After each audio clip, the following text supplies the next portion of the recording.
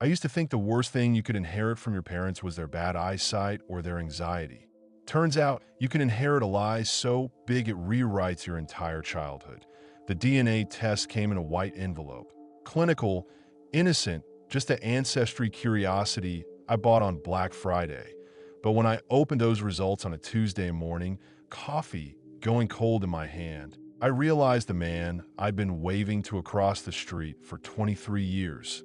The man with the perfect lawn and the perfect family and the perfect smile wasn't just our neighbor. He was my father, and my mother had watched him live his pristine life from our window every single day, never saying a word. Some secrets don't just hurt. They rewrite everything you thought was true. My mother raised me alone in a small Cape Cod house with blue shutters that always needed painting. She worked double shifts as a nurse, came home smelling like antiseptic and exhaustion, and still managed to make me feel like I had everything I needed. She never talked about my father. When I asked as a kid, she'd get this distant look, like she was staring through walls, and say, "He wasn't ready to be a dad. That's all you need to know." I stopped asking by the time I was 12. What I didn't stop noticing was her obsession with the house across the street. Every morning, she'd stand at the kitchen window with her coffee, staring at the brick colonial with the wraparound porch. When Mr. Dawson mowed his lawn, she'd watch from behind the curtain. When his kids played basketball in the driveway, her jaw would tighten. I thought she was just nosy, maybe lonely. I thought she envied their picture-perfect life, the kind he never had. She was protective, almost paranoid. She'd grip my shoulder too hard when we walked past his house. She'd change our route to avoid him at the grocery store. Once, when I was 16, I mentioned I might ask his daughter to prom. My mother's face went white. She said no with such force that I never brought it up again. I thought it was just her being overprotective. I had no idea she was guarding a secret that would detonate my entire sense of self. Richard Dawson was the kind of man people described as a pillar of the community. He coached Little League. He organized the neighborhood watch. Every Christmas, his house looked like it belonged on a greeting card. White lights, tasteful wreaths, inflatable Santa waving from the lawn. He had 2 kids, a son and a daughter, both blonde and athletic and confident in that way that comes from never doubting you're loved. He'd wave at me sometimes, a friendly, distant wave, the kind you give to a neighbor's kid you've seen grow up but never really known. I'd wave back, polite, forgettable. He never looked at my mother. Not once in all those years did I see them make eye contact. If we were outside at the same time, he'd turn away, suddenly very interested in his hedges or his mailbox. And my mother would freeze like a deer sensing a predator before quietly steering me inside. I thought it was awkward neighborly tension. Maybe they'd had some dispute before I was born. Maybe he'd complained about our lawn or our dog. It never occurred to me that the distance between them was measured in something far heavier than petty grudges. It was measured in abandonment, in cowardice, in a choice he made 24 years ago that let him sleep easy while my mother carried the weight alone. The email arrived at 9:47 a.m. on a Tuesday. Your ancestry DNA results are in. I clicked it while eating cereal, expecting to find out I was 12% Irish or had a third cousin in Manitoba. What I found instead was a name I recognized under close family, parent/child. Richard Dawson. The spoon clattered into the bowl. Milk splashed onto the table. My brain struggled to process the words, to make them mean something other than what they clearly meant. There had to be a mistake, a glitch, a cosmic clerical error. But then I saw the shared DNA. 49.7%. The match was absolute. My mother was in the garden, pulling weeds with the kind of focus she used to avoid thinking. I walked outside, phone in hand, and said, "Why is Richard Dawson listed as my father?" She went completely still. Her hands, dirt-covered and trembling, dropped the trowel. "Tell me it's a mistake," I said. She looked at me with eyes full of 24 years of silence and whispered, "I'm sorry." The story came out in broken pieces. They'd dated in college. She got pregnant at 21. He was pre-law, ambitious, already engaged to someone from a wealthy family. When she told him, he offered her $2,000 and a ride to a clinic. When she refused, he told her he wanted nothing to do with the baby, with her, with any of it. He graduated, married his fiancée, and moved into that house across the street 5 years later. He knew we lived here. I asked. She nodded. He knew. For 19 years, Richard Dawson had looked at me from across the street and chosen silence. My mother cried for 3 days. Not the loud, cathartic kind of crying, but the silent, eroding kind that wore her down to nothing. She told me everything. How she'd worked 2 jobs while pregnant, stocking shelves at night after waitressing all day. How her parents had disowned her for refusing to handle it quietly. How she'd gone to his wedding, stood outside the church in the rain, and watched through the stained glass window as he promised forever to someone else. I wanted him to see us, she said, her voice barely above a whisper, to see what he threw away. But he never looked. He built his life like we didn't exist, brick by careful brick. His kids went to private school while I attended the public school 3 blocks away, with leaking ceilings and outdated textbooks. His wife drove a Mercedes SUV, while my mother's Toyota coughed black smoke every winter morning.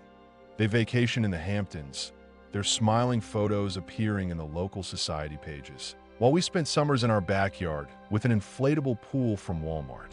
I thought about every birthday he missed, every father-son breakfast at school where I brought my grandfather, every scraped knee, every nightmare, every moment I wondered what was wrong with me that made my father leave. And all along, he'd been 200 feet away, grilling premium steaks on a Weber grill and teaching his other son, my half-brother, to throw a perfect curveball. My mother showed me a shoebox she'd kept hidden in her closet. Inside were newspaper clippings of his accomplishments. Law partner at 35, president of the Rotary Club, volunteer of the year. Each article a knife she'd kept pressed against her own heart. Why did you stay here? I asked. Why torture yourself? She looked out the window at his house, at the warm lights glowing in every room. Because hiding would mean he won. I wanted to exist loudly, even if he refused to hear me. The rage didn't come all at once. It built slowly, like water behind a dam, pressure increasing with each new detail, until I couldn't think about anything else. He didn't just abandon us. He erased us. He walked past my mother in the grocery store and pretended she was a stranger. He waved at me like I was just another neighborhood kid, not the child who carried half his DNA. And the world had rewarded him for it with respect, comfort, and the luxury of a clean conscience. But I wasn't going to let him keep pretending we never existed. Not anymore. I didn't want violence. I didn't want to slash his tires or smash his windows. I wanted something far more devastating than property damage. I wanted truth. I wanted everyone who thought Richard Dawson was a good man to know exactly who he was underneath that carefully maintained facade. I started small. I printed the DNA results on crisp white paper, highlighted the 49.7% match, and mailed copies to 3 addresses: his law office downtown, his home, and the Riverside Country Club, where he played golf every Saturday morning. No letter, no explanation, just the scientific evidence of his abandoned child, stark and undeniable. Then I crafted a Facebook post. I didn't name him directly. I'm not stupid, but I share my story with surgical precision. Imagine finding out through a DNA test that the man who abandoned your pregnant mother 24 years ago has been living across the street your entire life. Imagine watching him raise other children, the ones he deemed worthy, while pretending you didn't exist. Imagine him coaching Little League and organizing charity drives while refusing to pay a single dollar in child support. Imagine your mother working herself to exhaustion while he lived in comfort, and everyone in town thought he was a saint. I tagged it with our town's name and the words "Truth Matters." Within 6 hours, it had 3,000 shares. Within 48 hours, 12,000. The comments section exploded. People started detective work, cross-referencing details, pulling up property records. Someone found my mother's name on old court documents where she tried and failed to get child support in 1999. Someone else found photos of us at town events. Me standing in the background while Richard Dawson smiled for cameras in the foreground. The truth spread like wildfire through our small town. People in the grocery store stopped greeting him. At church, families shifted away when he sat down. Someone spray-painted deadbeat on his perfect lawn. I didn't do that, but I didn't feel bad about it either. His wife found out. I know because 3 days after my post went viral, I saw her silver Mercedes screech out of their driveway at 11 p.m., suitcases visible through the rear window. She didn't come back for a week. When she did return, she looked 20 years older, her face hollow and suspicious. His kids found out too. His daughter, the one I'd almost asked to prom, blocked him on social media. His son quit the baseball team Richard coached. The perfect family photograph was cracking frame by frame. Then he called my mother. I was there, sitting at the kitchen table, when her phone rang. She looked at the screen, saw his name for the first time in 2 decades, and her hand shook. I gestured for her to put it on speaker. Please, his voice came through, thin and desperate. You have to make this stop. My marriage is falling apart. My kids won't speak to me. My firm is getting calls. Please think about my children. The silence stretched. My mother stared at the phone like it was a snake. Think about your children, she repeated slowly. You mean the way you thought about yours 24 years ago? I made a mistake. You made a choice. Every single day, for 24 years, you made a choice. You chose your reputation over your child. Now you get to live with that. She hung up. Her hands were steady now, steadier than I'd seen them in years. The neighborhood watch asked him to step down. The Little League replaced him with another coach. The Rotary Club quietly removed his name from their leadership page. His perfect life, built on the foundation of erasing us, cracked down the middle for everyone to see. And I felt something I hadn't expected. Not satisfaction, but relief. The truth was finally louder than his lie. 3 months later, my mother sold the house. We moved to a neighborhood 20 minutes away, where no ghosts watched from across the street, where the morning coffee didn't come with a side of surveillance and suppressed rage. She took a new position at a hospital with better pay and fewer night shifts. For the first time in my life, I saw her sleep past 7 a.m. She started therapy, real therapy, not just the kind where you vent to friends over wine. She unpacked decades of shame she'd been carrying, shame that was never hers to bear. She started painting again, something she'd given up when I was born because art supplies cost money and babies needed diapers. Her first painting was of our old street, but in her version, the house across from ours was empty, windows dark, already forgotten. I watched her laugh one Saturday morning, a real laugh that came from her belly, and I realized I'd never heard that sound before. Not once in 24 years. That's what his absence had stolen. Not just money or time, but joy itself. I never spoke to Richard Dawson. He sent one letter to our new address. I don't know how he found it. The envelope sat on the kitchen counter for 2 days before I opened it. The first line read, I know I have no right to ask for forgiveness, but I hope we can find a way forward as father and son. I didn't read past that. I took the letter outside, dropped it in our fire pit, and watched the paper curl and blacken. Some people don't deserve second chances. Some people deserve to live with exactly what they've done. No redemption arc. No Hollywood ending where everyone hugs and cries and heals together. My mother saw the ashes and nodded. She didn't ask what the letter said. She didn't need to.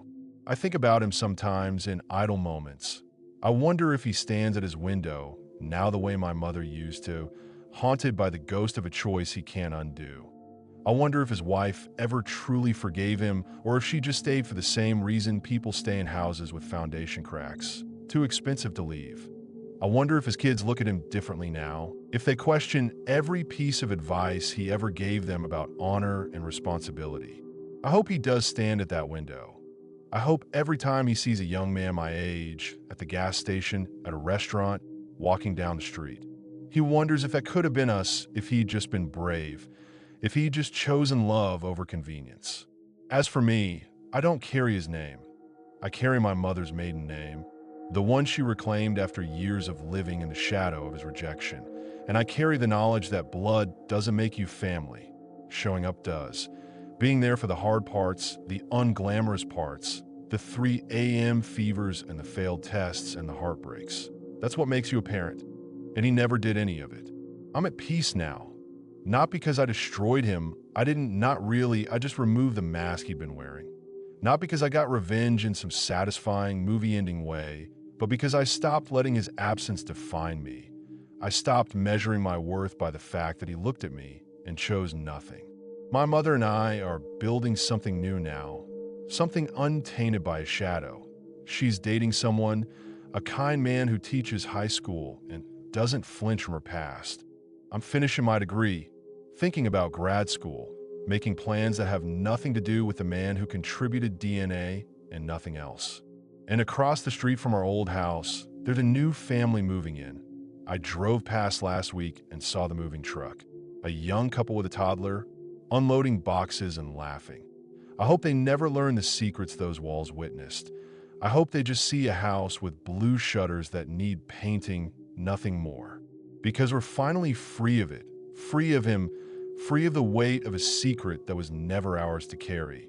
My mother stands taller now. She looks people in the eye. She stopped apologizing for taking up space. And that, more than any public shaming or lost reputation, is the real victory. We get to be happy now. He doesn't get to haunt us anymore. Some ghosts, it turns out, you don't exorcise. You just move to a new house and refuse to leave forwarding address.